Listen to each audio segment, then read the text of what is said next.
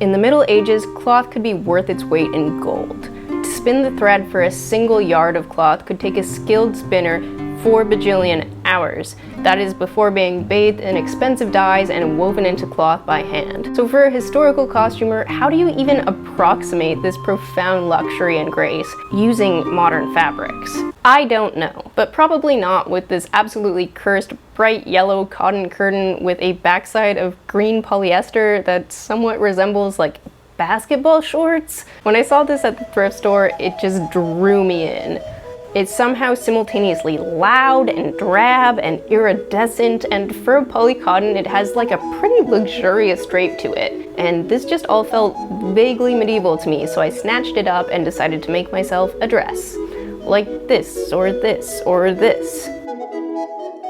Hello and welcome. In this video, I want to show you the creative process for researching and patterning this thing because I think my problem solving here was the most exciting part of the process for me. The assembly was real slapdash, but I'm gonna show that to you anyway, even though it's not gonna be helpful to anyone because it's fun watching stuff come together. The dress I'm making is called a Burgundian gown. It was a large outer gown of fine wool or silk and lined entirely in expensive furs. It was worn between 1430-ish and 1500 throughout Europe, but especially in the Netherlands, France, and England. For those of you who need a refresher, this is the very end of the medieval period. The Renaissance was already kicking off, and we are right on the cusp of the early modern period, which is full of Protestants, printed books, colonialism, navies. For now though, it's still mostly Catholics, illuminated manuscripts, serfs, knights, etc. All things that people in the 1800s would later romanticize through Romantic literature. Gothic Revival architecture, the pre-Raphaelite art movement, and the arts and crafts movement. These popular medievalisms were reactions to the rational Enlightenment aesthetics of the early modern period and called back to a time supposedly more sensuous and spiritual and organic and heterogeneous. Not that the Middle Ages necessarily were those things, just they were the thing that came before modernity, and therefore Victorians were free to project whatever anti-modern values they chose onto the period. Thus, the Middle Ages became an enchanted and sublime before time, and a preferred setting for romantic literature like fairy tales.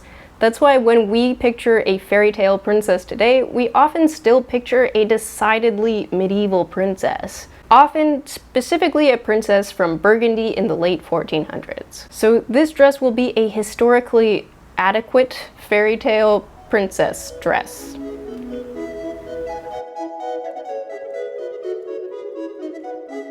Clothes tend to not last 500 years, so there are no extant Burgundian gowns for me to really work off, so as usual, I'm making educated guesses based off of artwork. But with something this big and drapey, nothing was really standing out as an obvious way to construct this thing, and that's where some research came in, like non-Pinterest research. The economy of Northern Europe was absolutely driven by wool. It was a crucially important textile, and additionally it was a place where the wealthy could put their money. Fine wool fabrics were ludicrously labor-intensive to produce, and it was treated as a luxury product. The fanciest wool cloth was called broadcloth, and broadcloth was the key to how I went about solving this puzzle. Since fabrics were woven by hand, cloth was usually this wide. That's because that's the width that a person can comfortably weave while sitting at a loom working individually. And this standard width is reflected in the fashions of the period. For example, skirts have triangular gores sewn into them because creating wide skirt panels is pretty much impossible with 30-inch wide fabric. This all changed though with broadcloth. This was an extra wide wool cloth woven by two people working in tandem on an extra wide loom. In addition to being fancy because it was wide, it was also heavily processed to create a fine finish that was unparalleled by other wool cloths. And as such, it became a ubiquitous luxury product in the late Middle Ages. To our modern eyes, this plain wool cloth might not seem like the height of luxury, but we can start to make sense of it when we tally the enormous amount of labor that went into these textiles.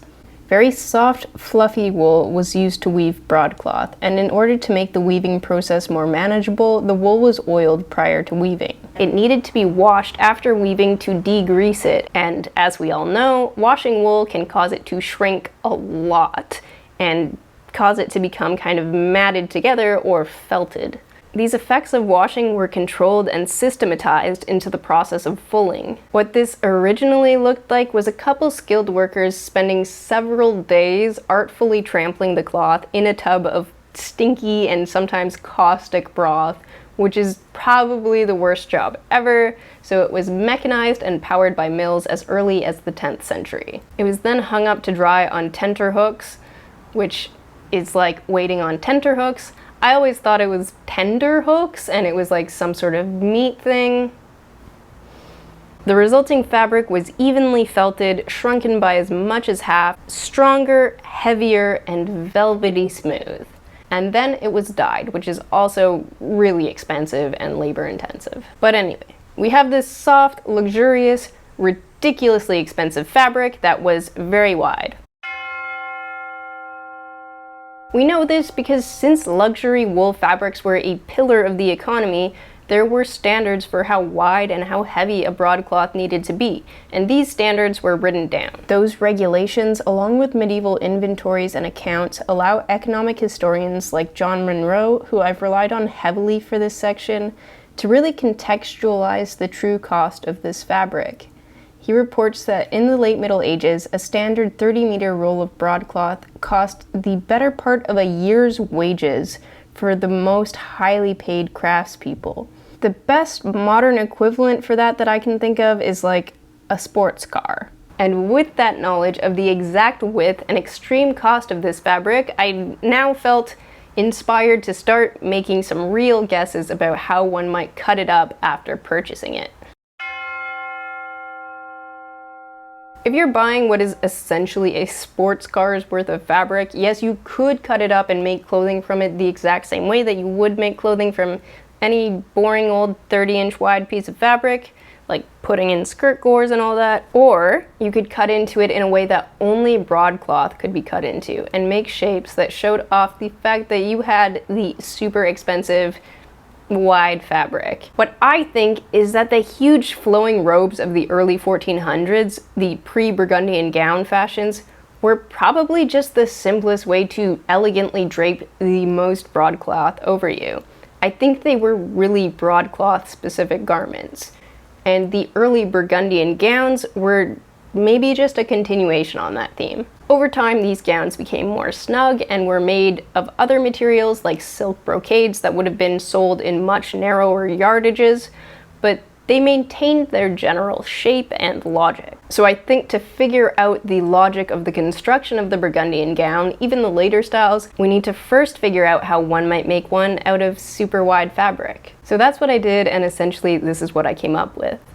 It's basically just a cone made out of triangles with some sleeves. There's more fullness at the back and a train. The collar is just the turn back lining connected to some sort of back collar or yoke. The center front is cut straight down because a lot of these gowns have some extra fullness in the front, which to me is indicative of the shoulders being pulled out to the sides. The shaping at the waist is all folds and pleats, which could be adjusted for different bodies. These garments would have been worn by a woman throughout 1,000 cycles of pregnancy, so a bit of adjustability is good. And this was a good enough plan for me to get started. Again, my fabric is not wool broadcloth. It's a weird polycotton intended to resemble silk, I guess, but it is a pretty wide fabric. Not as wide as broadcloth, but I decided to use the pattern as my basis anyway to test out the design. First, I cut the main body pieces a bit longer than my feet. These gowns are often several feet longer than the wearer, even in the front, and with especially long trains. And they're folded up and pinned in order to accommodate things like walking. I cut a lining out of another thrift store curtain. These garments were lined in fur, and I was not prepared to wear an entirely faux fur lined garment, but I did want to capture some of that weight and bulk and stiffness, so I'm using a heavy cotton velveteen. I flat-lined everything, that is to say I basted everything together and then sewed it up as if it was one piece of fabric. I sewed the seams up starting from the bottom, which is an odd way to do things, but I just wasn't sure yet how the top was gonna work, and I needed to start somewhere. I copied out some pattern pieces from the top of my dress. This is our front piece, this is our side piece, and this is our back. This, of course, is gonna be the part that folds out. So what we're gonna have to figure out is if I need to add a little bit of material here, how low the back's gonna go. There's gonna be a sleevey hole right there. I've added a yoke, which has made all the difference. I thought maybe I'd just do a little triangle or something, but a full yoke, I think that's gonna be good. And the yoke is gonna have a little foldy bit to match the foldy bit here, even though none of that's gonna be seen, because it's gonna have the fur on top.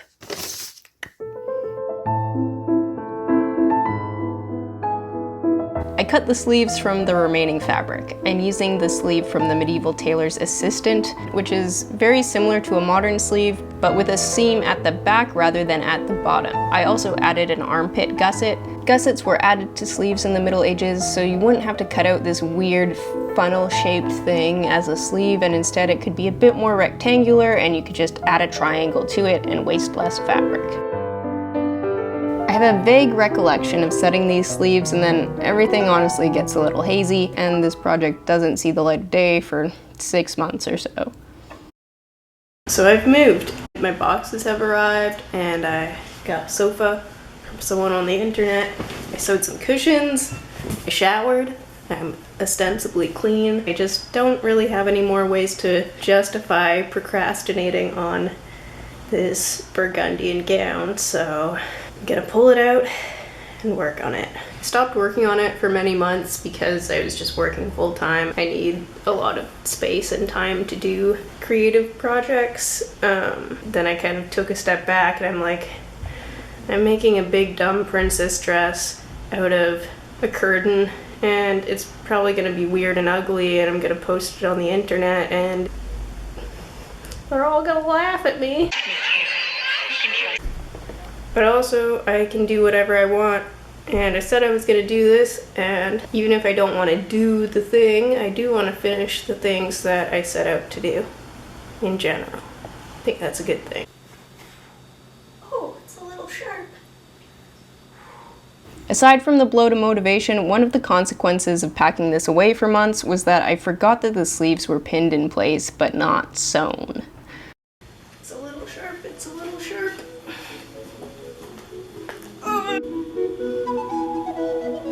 And so I bravely returned to my quest and set some sleeves for realsies, which involved basting them in 3 different ways and cutting off a lot of excess at the arm side and blah blah blah, but no one wants to see that. Then I tidied up the inside of the garment, which was real intense with all the flat lining, and you finish your seams how you want, I'll finish mine how I want. No one's gonna see it. It's fine. And I made a purchase of some brand new faux fur and got a lot too much. I have so much left over. As I have already belabored, these gowns would have been lined entirely in fur. Not just because of arbitrary fashion, but because it was cold. There was no central heating and you needed to stay warm, even if you were inside. There were lots of choice furs in the Middle Ages, but the tiniest, most adorable animals were usually the best, because they're the softest and the cuddliest, and because the patterns made by 200 of their tummies stitched together is pleasing to the eye. Ermine was of course a favorite, with all the cute little tails sticking out, squirrels also good, and the least weasel was an option if you wanted all white. I patterned out the fur pieces I'd need. In order to simulate the look of an entirely fur-lined garment, I extended all of the fur bits into the dress an inch or so to give that natural bulk and to give that fold line. The back portion of the collar was faced with stiff canvas. The front was going to get a nifty little detail. This is seen in some period images. Rather than just a deep V that goes over your head, the garment is actually laced up the front under the V-neck. I sewed little metal rings to a tape to use to lace up the front of the garment. I sewed the tapes to the fur that would line the front of the gown with the rings facing in. Then this allowance was top stitched to the lining right near the edge of the lining. The fur was folded under and the fashion fabric tacked in place on top. Add it all up and you get just the rings poking out. Kinda slick-ish. I then added fur to the bottom in a way that, well, I'm not happy with it. Essentially, the lining kind of just sandwiches the bottom of it. There's a really big difference in like weight of fabric, so it just sort of folds. So I picked all that and rejigged it so that it was like this. I like this way better, it gives a better drape, and I think aids the illusion that the garment is entirely fur-lined and the hem is just folded back to reveal the lining. Otherwise, gotta do my sleeves. I did my sleeve cuffs. I added a bit of mosquito netting as interfacing to give them a bit of stiffness. It's just what I had around. And the final touch was to add some pleats to the back. This is my favorite detail of the dress. I got the inspiration for this from what the Tudor tailor folks came up with in an episode of A Stitch in Time. They used a stiffer fabric to hold some structured pleats in their broadcloth gown. I am, again, using mosquito netting. I encased the netting in some cotton so it wouldn't be quite so pokey, then I made a few rows of evenly spaced gathering stitches through everything. Then I gathered it and did some back stitches through it all so it wouldn't all fall apart if the gathering stitches broke. And that was basically the dress.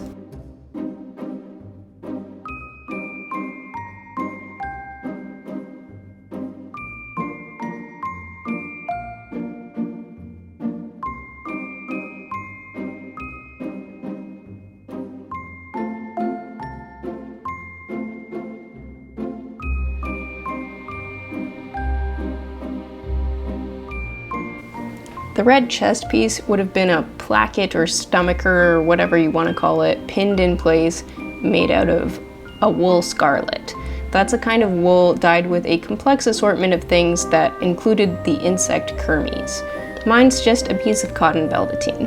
The chest support in period would have come from a supportive girdle like the one I made before, which I'm definitely wearing, and not just a sports bra with a piece of cardboard shoved in it. A very unique wide belt is often a key part of this ensemble. For some reason it's often green, but I just found a sparkly one at the thrift store that had a good vibe, so I used this. So thank you, as always, for coming on this little journey with me. While I lost motivation part of the way through for a lot of months, knowing that there's like 1 or 2 or 10 people excited to see the result really helped me keep going. Seriously, any of you who've left comments, you are so friggin' nice. You're all great, and I'm sure you're interesting, weird, creative people. So until next time, all power to you in your weird, interesting, creative endeavors.